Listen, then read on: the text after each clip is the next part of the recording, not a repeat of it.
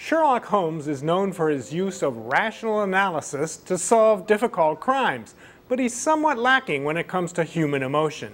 And this well-acted but very slow movie shows how at the end of his life, Holmes comes to understand the importance of love and empathy.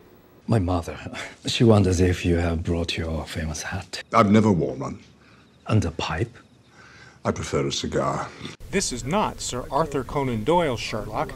Instead, Ian McKellen plays the aged sleuth as a real person, frustrated by the misconceptions the public has been given by the stories written about him.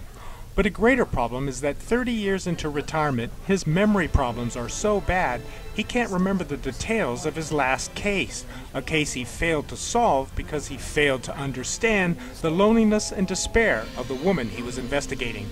And now, as a beekeeper, the only person he can really talk to is the son of his housekeeper. A few years ago, I could have told you everything about the woman in that photograph. But that night,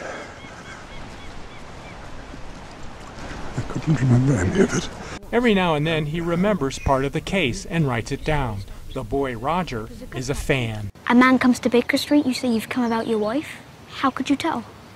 When you're a detective and a man comes to visit you, it's usually about his wife. Before Sherlock is able to piece together memory fragments of the failed case, he doesn't even try to relate to his housekeeper, played by Laura Linney, even when she talks to him about Roger. Exceptional children are often the product of unremarkable parents. There are several problems with the movie in addition to its slow pace. Ian Holmes, the actor, is 76. His character is 93 and looks it.